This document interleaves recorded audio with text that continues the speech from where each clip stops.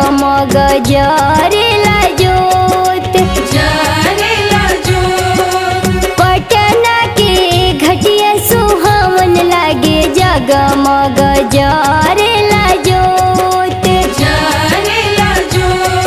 अरियारा के घटिया मन भावन लागे जगमग जरेला जोत। पटना के घटिया सुहावन लागे जगमग जरेला जोत।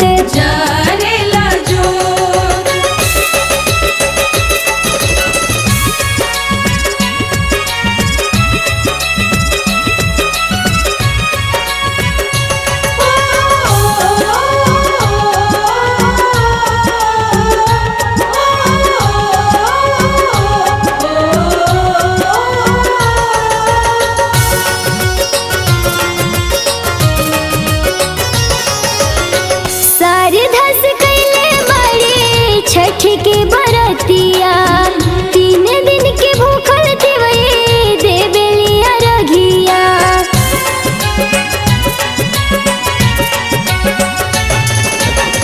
सारे धस कैले बड़ी छठ के बरतिया 3 दिन के भूखल देवई देवेलिया रघिया।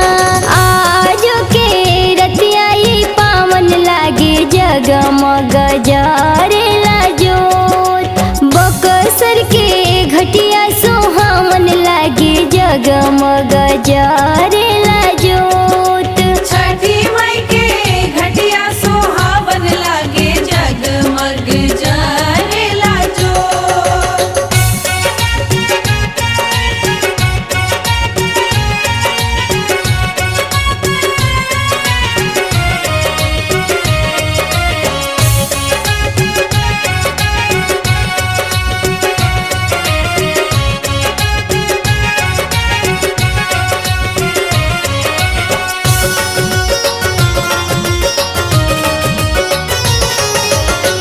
चारों ओर बाजेला आदित्य के गीतिया।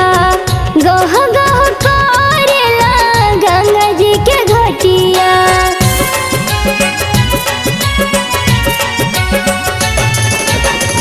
चारों ओर बाजेला आदित्य के गीतिया। गह गह करेला गंगा जी के घटिया। दीवा मूंगा घटिया मन भावन लागे जगमग जरेला जोत। डिहरी के घटिया सुहावन लागे जगमग जरेला जोत। छठी माई के घटिया सुहावन लागे जगमग जरेला जोत।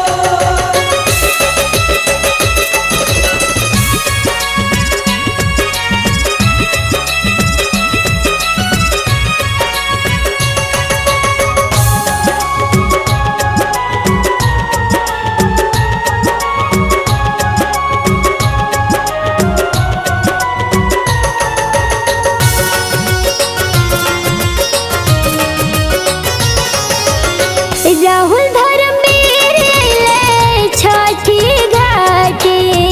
किरण के गावल गीतिया चारों ओर बाजे।